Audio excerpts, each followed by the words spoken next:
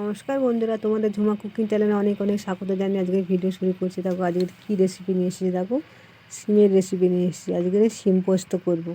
কীভাবে করব সেটাই তোমরা দেখতে থাকো। প্রথমে শিমটাকে কেটে নেব, কীভাবে কাটবো সেটাই দেখো। শিমটাকে প্রথমে এইভাবে আঁশটা ছাড়িয়ে নেব। আঁশটা এইভাবে ছাড়িয়ে নিয়ে দু পিস করে নেব, এরকমভাবে দু পিস করে নেব, নিয়ে এইভাবে শিমগুলো সব কেটে নেব। দেখতে থাকো আমি শিম পোস্তটা কীভাবে বানাই আর কী মশলা দিয়ে করি। এইভাবে শিমগুলো কেটে নেবো সব।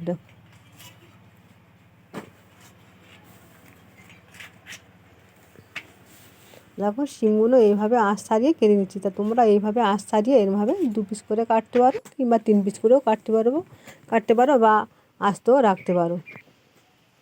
দেখো শিমটা আমার কাটা হয়ে গেছে। এর সঙ্গে আরও রেসিপি আছে, দেখতে থাকো। পুঁই মেটুলি দিয়ে, বাঁধাকপি দিয়ে, চিংড়ি মাছ দিয়ে চচ্চড়ি করবো। দেখো কাটা হয়ে গেছে আমার, এটা ফুল চিংড়িটা ধোয়া হয়ে গেছে, শিমটাও কাটা হয়ে গেছে। দেখো হাঁড়ি বসানো, কড়া বসানো হয়ে গেছে। এবার উনুনটাও ধরাবো। দেখো কড়াইতে তেল দিয়ে দিলাম। কড়াইতে তেলটা একটু গরম হয়ে যাবে। এবার একটু কালো জিরে দেবো।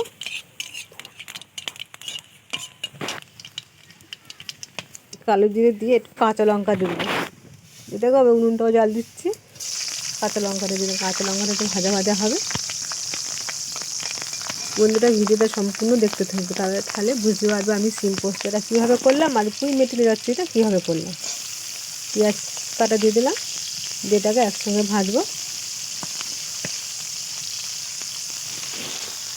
এইভাবে ভেজে নেবো পেঁয়াজটা, কাঁচা লঙ্কাটা ভেজে নিয়ে এবার সে কেটে রাখা শিমটা দিয়ে দেবো।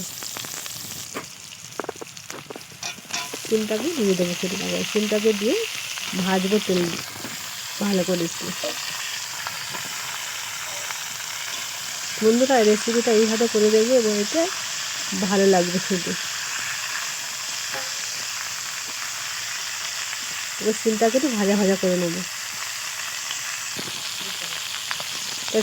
এই শিম পোস্তটাকে আমি কোনো রকমভাবে গুঁড়ো লঙ্কা বা শুকনো লঙ্কা ব্যবহার করছি না, আমি এটাকে কাঁচা লঙ্কা দিয়েই করবো।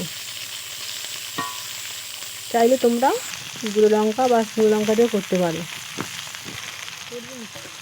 শিমটাকে একটু ভাজা ভাজা করে নিয়েছি।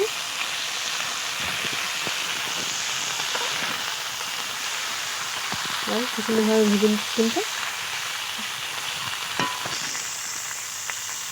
উল্টে পাল্টে ভেজে নিচ্ছি শিমটাকে। দিয়ে এবার এটাকে মশলা দেবো। দেখো সবার প্রথমে নুন দিলাম, এমন কিছু মশলা এতে লাগে না। একটু হলুদ দিলাম, দিয়ে এটাকে ভাজা করবে।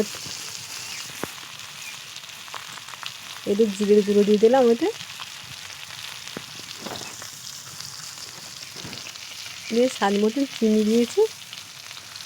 একটু চিনিটা দিলে মিষ্টি মিষ্টি ভাব আসে, চাইলে তোমরা নাও দিতে পারো।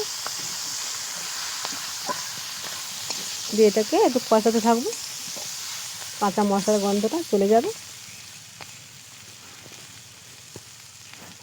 এটা আমি টমেটো দিয়ে দিলাম। তো এটা আমি পোস্ত দিয়ে করবো।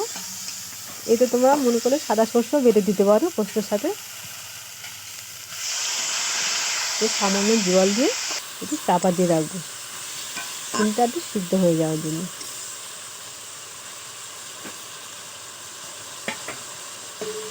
বন্ধুরা সম্পূর্ণ ভিডিওটা দেখতে থাকবে, পুরো রেসিপিটাই দেখতে থাকবে কীভাবে আমার আজকের রান্নাটা হচ্ছে। এবারে শিমটাকে কষানো হয়ে গেছে। এবারে এটাকে সামান্য একটু জল দিয়ে চাপা দেবো। সামান্য জল দিয়ে চাপা দেবো। দেখো জল দিয়ে দিয়েছি সামান্য। এবারে একটু ফুটছে, শিমটাকে সিদ্ধ হওয়ার অপেক্ষা। দিয়ে ওপর থেকে ধনে পাতা দিয়ে দিলাম। দিয়ে এটা ঝোল হবে না, একটু মাখা মাখা মতন হবে। শিমটাকে ভালো করে ঝোলের সাথে সিদ্ধ করে নিচ্ছি ভালো করে। দেখো এটা বেশ মাখা মাখা মনে হয়ে এসছে। এবার পোস্ত বাটাটা দিয়ে দিলাম উপর থেকে। এটা চাইলে তোমরা সাদা সর্ষে বাটাও দিয়ে এর সঙ্গে মিক্সড করে দিতে পারো, ভালো লাগবে খেতে।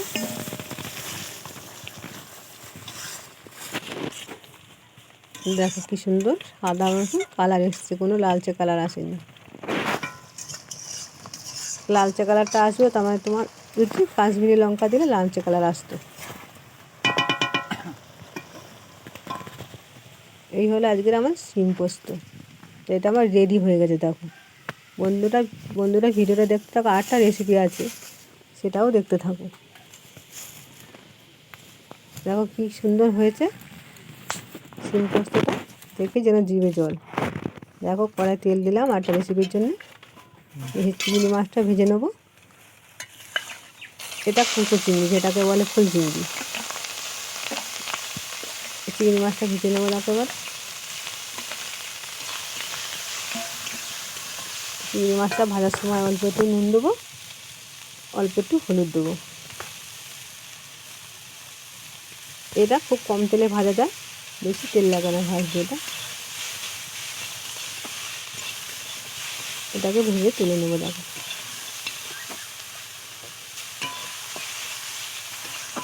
নেড়ে চেড়ে ভেজে নেবো।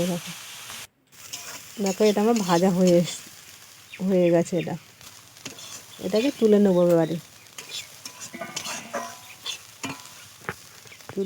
তুলে নিচ্ছি। দেখো এটা বন্ধুরা এইভাবে তোমরা রেসিপিটা রান্না করে দেখবে, খেতেও দারুণ লাগবে। এবার কড়াইতে তেল দিলাম, দিয়ে দুটো তেজপাতা দিলাম,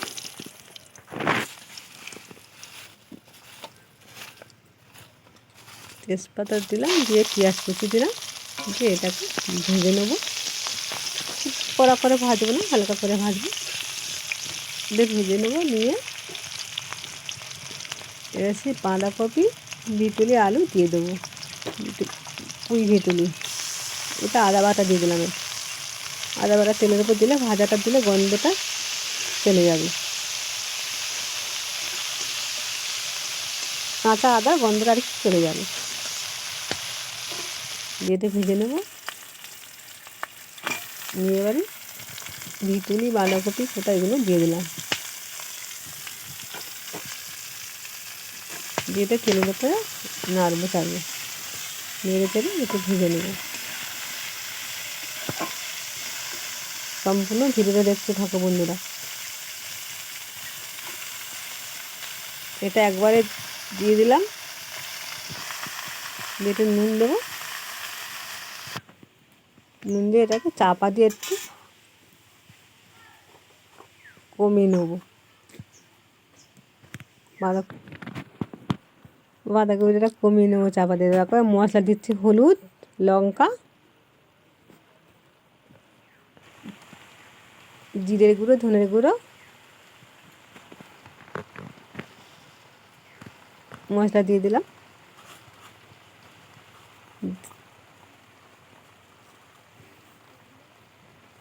দিয়ে অল্প চিনি দিলাম, দিয়ে সে ভাজা চিংড়ি মাছগুলো দিয়ে ভালো করে নেড়ে চেড়ে নেবো।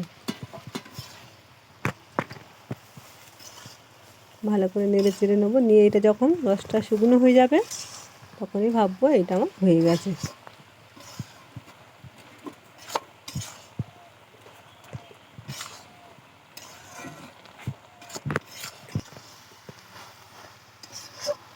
দেখো চচ্চড়িটা আমার হয়ে গেছে দিদি। তা বন্ধুরা ভিডিওটা যদি ভালো লাগে সাবস্ক্রাইব কমেন্ট করতে ভুলো না। আবার কোনো নতুন ভিডিও নিয়ে আসবো, ততক্ষণ তোমরা সুস্থ থাকো, ভালো থাকো।